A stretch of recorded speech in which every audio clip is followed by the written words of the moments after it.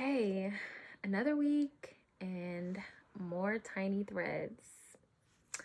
So, I think I want to start off by sharing about something that has been coming up for me a lot lately. Um, Water. Water has been a consistent theme that has been coming up over the past few weeks. And it's beautiful because it's just been reminding me of my own medicine and magic that I've used to heal myself. Um, and it's been reminding me of a mantra that was gifted to me by my spirit crew a while ago, that water is womb. And I have experienced a few things um, that have reminded me of the power of water, but also its ability to transmute things. And I know this because it's been such a huge aspect of my own womb healing journey. But now I'm also being reminded of ways that water can be used to make my life more easeful. And so, yeah, I'm trying to think about where I want to go with this. Well, maybe I'll start from here. Um, I went to this workshop um, called How to Manifest Your Dreams and Desires Using Your Body. And it was pretty much about like um, masturbation and manifestation. And one of the quotes from that experience that stood out to me was, "We don't get what we ask for, we get what we believe in." Um, and the person who was hosting this event talked about how masturbation can normalize the feeling of getting what you want. Like, if you make it a consistent practice to have solo sex to self pleasure, it's one, a reminder that like pleasure is priority, but also it's a reminder to your body that like it feels good to feel good. And when you receive things from the universe that you've been asking for, or when you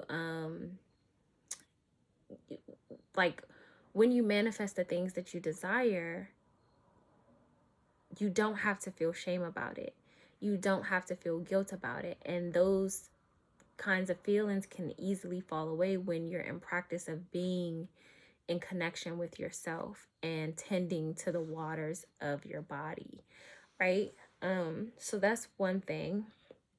And that was a sacred echo, because just the week before that, in my Womb Love Wednesday virtual gathering, I was sharing with my group that actually the theme for that week was about partnering with your body to conjure your desires. So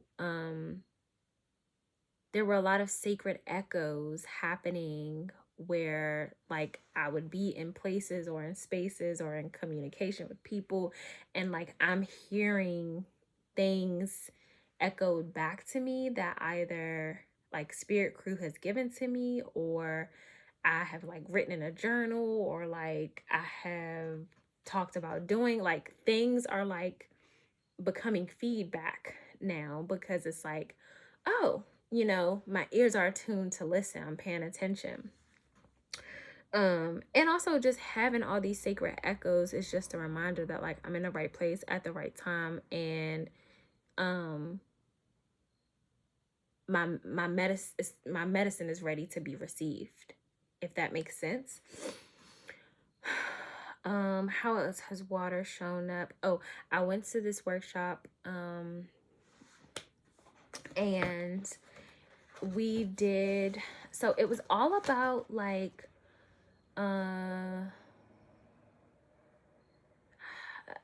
I want to say family connections, but it was deeper than that. It was like, yeah, like ancestral connections and grieving, but also like pleasure as well. But I feel like it was more centered around grief. But anyways, we got these like genogram charts, and the whole purpose of that was for us to think about what does it look like to map out our relationships, and talk about or like symbolize how we relate in these connections. And so, oh yeah, if this is your first time watching Tiny Threads, just know it ain't no editing, okay? Just there's gonna be pauses, there's gonna be, missteps in my words or whatever, but like that this is the part of the experience. Anyways, as I was saying, so I went to this workshop and we were talking about like, our connections to our relationships, whatever, and how to symbolize those and all those things. And there were lots of art materials for us to choose from to actually create something based on our like how we map out these relationships and our connections. And I remember feeling super overwhelmed, just like with one, all of the options, two, all of the relationships, like which ones do I want to center, which ones do I want to talk about, which ones which ones don't feel icky and trauma filled for me to like focus on. And so I asked, like, what do you do if you feel overwhelmed and you don't know where to start? And the advice that I was gifted was to maybe just focus on one relationship or focus on your relationship to yourself. And so that's what I did. I ended up focusing on my relationship to myself, which actually ended up connecting all of my relations, or at least I think the ones that I focused on the most with was my mother and my ancestral mothers. And so I created a collage, and it basically represented like ancestral rebirth through my womb. And so I'm gonna show what I created. So this is what I created. Let me back up a little bit. And it was a very interesting experience because it was one of those experiences where it was like I didn't quite know what to do, but I was approaching it from an intuitive space and just allowing one tiny movement to inform all the others, right? So if you can see, there's like a picture behind all of these other pictures on top. So there was like paper that was blank, and then there was paper that had drawings on them. And this one had drawings on them, and it kind of looked like a flower. So I started there, and flowers to me also kind of remind me of wombs. And so I started enhancing like some of the features of the flower. And then I cut out all of these pictures. Like these are butterfly wings, but just different colors. And then this is it's a vessel. It's like a vase or something. And so, yeah, I cut out all these different things, and I'm trying to remember what I started with. I think this is what I started with. I started with the vessel because I was thinking about how jars can also symbolize like when someone dies and then sometimes you keep your ashes in the jars or whatever. So it just made me think about ancestors. And I put the red around it to represent like blood, the womb, that kind of thing, because I was thinking about the ancestral mothers. And then I created this down here because I knew that I wanted something to connect the ancestors to me. And I am here, like in the womb. But it's like I'm in the womb of the earth, and then the ancestors are in the spirit realm, which is why there's like blue and stuff up here, which it represents the ancestral realm, but it also represents my dream state. And that's also why this blue is here, because it represents like how I communicate with my ancestors in the dream realm / spirit realm. And how I kind of like this hand is stretched here because it represents like how I am always in between these two worlds, right? That's why it says all she is here. The wheel is here to represent like the wheel of time, and for me it's like I transcend time all the time, you know. And then the sky also represents the ancestral realm for me. And then there was there was these I started with these first. No. I put the red ones first, I believe, because that represented blood. Again, like blood coming from the spirit realm into my womb. But then also I use blue to represent like tears, like grief, mourning, that kind of thing. Um but also water, right? Water. And then I told you that I'm in the womb of the earth, so that's why I put the green here. Um and then there's also green here because it's connected to uh the legacy that I want to create, right? On the earthly realm. So part of what I feel like has been echoing to me from my spirit crew along my journey is like them giving me permission, or not even permission, but like support, like the love and support that I need to have the courage to create a legacy of my own. Um, and so I found this picture that has some elephants and it says, "Leave your family a better world. Family comes first when planning your legacy." So, oh, you can't see it. There's the elephants. And then this represents everything that I'm experiencing now. I feel like this space that I'm in right now and all this journey that I'm taking is like, this is like I'm becoming a new woman, right? And then up here it says, when your discoveries inspire generations, you've made history. So yeah, there's a lot here, and that experience really just like, it affirmed so much for me about like why it's so important for me to go after my dreams right now, to become a dancer, because there are things in my body that are so I mean, it's my DNA, right? Like, there are things in my body that I feel like I'll only be able to unloose my family and myself from certain things if I shake it out of my system. If I like, I don't know how to describe what it is that I'm saying, but it just feels like I have to be, um, I have to be in motion. I have to be in movement to like really release all that I've been holding that is not just my own.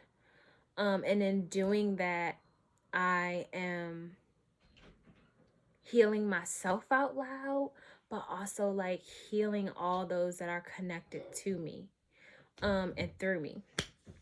So I just went somewhere, but I think that's a good segue because um I wanted to share about what this showcase is. Like, in my last video, I shared that I had purchased some items because I'm preparing for a showcase. And so I think I'm ready to reveal or say out loud in this space, like what it is that I am going to be doing.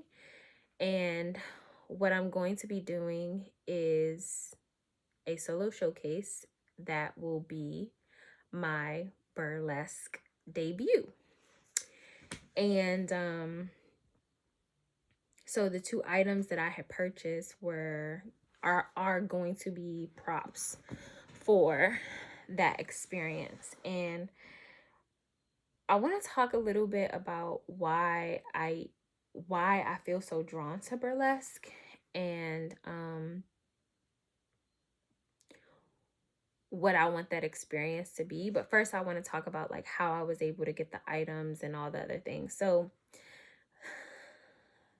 I went to Womb Love Wednesday and I was sharing how I was randomly searching on Craigslist and had saw this chair. And actually, when I went to the Janelle Monáe concert, I was kind of taking notes of like different parts of her, concert performance that I loved. And one of the things that I've always loved was when she does Django Jane and she's in that throne chair. Like, I think that is so badass. And so when I saw the chair, I was just like, I need that for my showcase. Like, I feel like I need a throne chair. So a few weeks later, I'm randomly on Craigslist and find a fucking throne chair. Like, no lie. Like, it's actually in my room, but I don't know. I can't turn my camera around to show it. But anyways, because it's a mess over there. But I so yeah, I found a throne chair, and it just so happened that the seller that was selling the throne chair was also selling this 3D rose rug situation. And so I text one of my friends. I was like, hey, I don't have the money to get this. Would you be willing to send me a love offering so I could purchase this? And they were like, I don't have it right now. I want to support you maybe in 2 weeks. So I was like, okay, cool. I'll see if they'll hold it for me. So that night I go to Womb Love Wednesday, my gathering, and I'm telling my one of my sister friends about what happened. And as I'm talking, I don't know this, but as I'm talking, she's gone ahead and sent me the money for the items. And so after, I don't think when Love Wednesday was over yet, but like maybe like 20 minutes later, I ended up checking my phone because someone texted me trying to get into the gathering. And I was like, no, you didn't. You did not just fucking send me the money for this, right? It was like $75 or something like that, but I didn't have it. And so that was a big deal because I'm just like, not only did I manifest this fucking chair, and like I think I mentioned last week that like last video, that Rose Medicine has like really been supporting me. And so the fact that I found a rose rug, it's just like, that can't nobody tell me that like, it's just the way that everything is just aligning. I'm so grateful and also so in shock. So anyways, got that because sister love. Okay, so the very next day I scheduled to be able to go pick up those items or whatever, and they were perfect. And then I think that same day I had found out that I had got access to free online burlesque classes because I went to go check out this website that I had my friend had sent me to go view a blog post. And I just went to go click on the classes to see like what they offered, how much they cost, knowing that I couldn't afford it. And then it just so happens that on their page it was like free burlesque classes for Indigenous people. And so and I am Indigenous, by the way. So I went and sent them an email and got notified that day, I think the same day that I got the chair and the rug, that like I had access to the classes. So that was another like tiny thread that was like, okay, if I wanted to back out of this experience, I can't. Like I've already put it out to the universe. The universe is providing me everything that I need to be prepared or to feel ready. And so I can't back out. So that was really beautiful. I'm trying to think about what else happened. The workshop happened. I created that, which kind of gave me more of a visual of like the story I wanted to tell. I think that's what I realized after creating that collage, is that like, okay, I think I kind of have an idea of what story I want to tell in this experience. And then the other thing was the venue that I want to have this showcase at. I ended up asking about the venue, and it just so happened that someone else asked for the same date to do the exact same thing, like to do burlesque. And so I'm like, can we share the date? Like, how ironic is it that the date that I've been holding and been speaking out loud to the people that are close to me, someone else also has the same vision for that day? I don't know. So, but even if I can't get the venue, I'm still going to do it regardless. The day is mine. But okay, so I want to talk about like why, like what led me to burlesque. So, um, I've always been interested in glitter and glam, like even when I was young. But I was afraid to even I don't know. I think I always felt like burlesque was inaccessible. Like it wasn't for me. It wasn't for my body shape. I wasn't glamorous enough. I wasn't fit enough. I wasn't thin enough. I wasn't There were so many things that I thought that I had to be in order to do burlesque.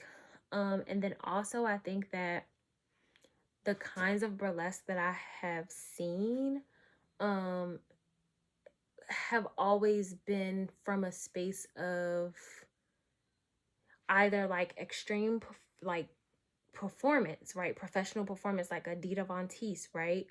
Or it's been like, mm, I guess more sexualized. Like it didn't feel sacred. Not that sexuality is not sacred. That's not what I'm saying. But like, it didn't feel, it didn't feel like it embodied sacredness. I don't know how to put that into better words. We just gonna leave it because I don't know how to put it into better words. But um a few years ago I went to this workshop called Burlesque from the Inside Out. And I got to witness these women um talking about burlesque as like a psycho spiritual experience. I think that's what the language was. Um and it was delicious. Like I really enjoyed it, and it helped me see burlesque through a different lens. It helped me realize that like I could approach this art form, this dance form in a way that supported me to embody my healing process, not put on a facade that I loved my body and that I was super glamorous and that I was super poised, right? I could approach burlesque from a very deeply authentic space. And so what happened was I actually ended up trying to take classes but couldn't afford it. And because I couldn't afford it, I felt like my spirit crew was just echoing to me, use your own medicine, discover your own magic. And so what I did was I was a part of another like women's circle at the time, and I did like a small like Saturday camp. It was called like Burlesque Babes Saturday School or something, I can't remember. And I hosted it with like one of my friends, one of my close friends who's also interested in burlesque. And she's actually had professional training, but I haven't. And so in doing that, I started to like learn my body and learn what felt good to me. And you know, that was my experience. I took what felt like rejection and shifted that into fully presence in myself, um with my own magic, my own movements. And that became my way. And so fast forward to today, um I have been really just, my whole purpose of wanting to do the showcase is because I feel very called to share my womb story, and how I healed from my trauma. But I also feel like my journey to reclaiming my body is something that needs to be shared, not just for me to free myself, but for other people too. And I'm gonna share something my friend, my very close friend, said to me today. I was telling her about how I was nervous about even doing the showcase because part of me feels like, you know, who am I to do this when I've never had any professional training? I've never had any theater performance training. I've never, you know, it's just like who am I to do this, right? And she was like, when you're up there, there's no way that we can't, like, we can only see the beauty of what it takes to do this. Like, no one's looking at you to be professional. No one's looking at you to be poised. No one's looking at you to be put together. Like, we can only see the beauty of what it takes for you to do this. And that really just like hit me. Like, you're so right. Like, all I have to do is show up and be my authentic self and just be in my body. That's it. Just be in my body. I ain't gotta worry about pointing my toes the right way and like making cute angles and, you know, making sure, like, I just need to show up and be my authentic self and be in my body. And I think the biggest thing is that I don't want it to be a performance. It's not a performance. It is an embodied experience. I want people to walk away feeling like they were transformed while also witnessing me. I want people to walk away feeling like they freed themselves too by witnessing me, but also experiencing themselves while witnessing me. And there's some things that I'm playing around with in my mind about how to make it an interactive experience, because I don't want it to be a show. I don't want it to be a performance. I really want people to feel something as I'm telling my story, as I'm sharing my body, as I am pouring myself out. And so, yeah, that's all I have to say about that. But the other thing I wanted to share was just how magical today was. I actually got invited into to a cookout with some fellow queer folk. And that was really nice because I feel like in the queer community, I felt like an outsider. Partially because I guess, well, I say that I'm like straight passing, like people meet me and they automatically assume that I am heterosexual, and that's not the case. And also I think because I've always wanted to have a community of queer folks like to be friends with, but like I'm introverted. I don't really get outside much, so there's that. But then also sometimes I feel like I get stuck in my head about how, not necessarily how to be, but like I get nervous about like, am I gonna fuck up someone's pronouns, or am I gonna like am I not gonna be queer enough? Am I like, I don't know. It's just like there's a part of me that like critiques myself about how to be. And today was just a really beautiful affirmation that like I ain't gotta try to be nothing that I'm not. I just gotta be present. And so it was really, really beautiful. We had like really beautiful conversations about family, about tradition, about community, about creating spaces for collective healing, about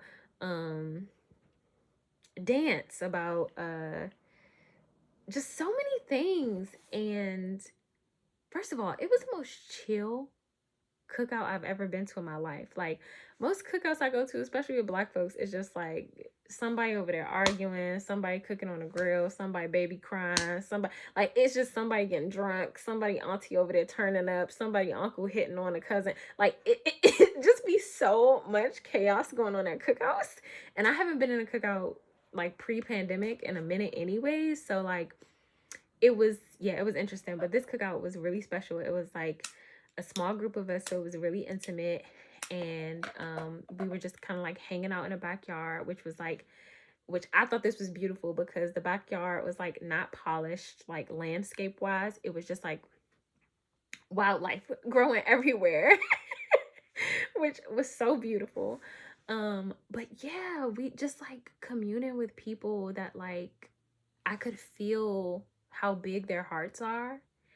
And oh, this is really special. So I actually got to share that I'm planning my burlesque debut for this showcase. And they held space for me to like talk about like what it means to me and what the story is that I'm trying to tell and why it's important to me, because the biggest thing is that like it's important to me because I am a sexual trauma survivor, and this is the way that like dance has really supported me to reclaim my body. So in doing a burlesque act, it's like this is my way of saying I'm healing out loud, right?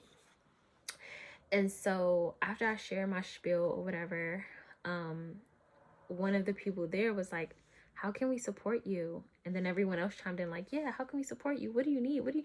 And I'm just like, what?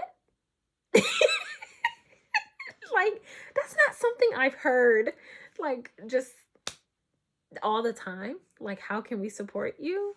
And so I was kind of shocked, but I shared like, okay, well, I need practice space with mirrors so that I can practice my dances. They're like, okay, we got that. I'm like, okay, I need someone to help me with my choreography and help me mix my music. Okay, we got that. I'm like, okay, well, I need a backup venue just in case the venue that I want is not accessible. And they're like, we got it. Like, we got you. We got connections if we ain't got that. Because I'm like, okay, I also need somebody to help me with my costume because my tatas are really big. I need support with that. And they're like, we got you. And I'm just like,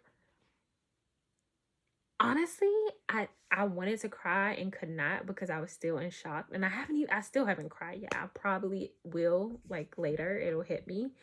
But just the beauty of that moment and them asking me that question, like, how can we support you, just made me feel so loved and so treasured. And it was a reminder that like there's no way possible for me to back away from making my dreams a possibility. Like, I gotta show up. I gotta do this, And there's no reason why I couldn't, because I have support.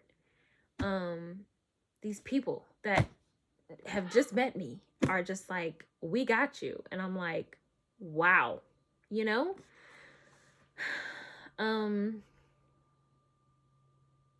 Yeah, man. Life is wild.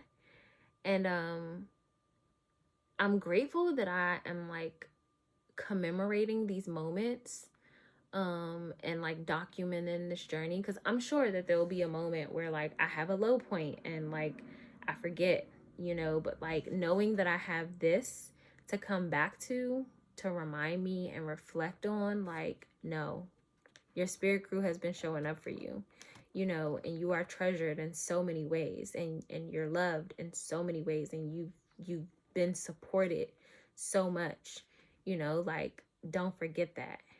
I don't want to forget that. So yeah, I don't even know how, I don't even know how to wrap all this up other than to say that like I'm grateful, and I am in awe. Like, I'm in awe every single day another tiny thread is revealed. Um yeah, I think that's all I got. And yeah, eventually I will start recording like my journey, like behind the scenes, like preparing for the showcase and stuff like that. So stay tuned for that. And yeah, tiny threads, y'all. Until next time.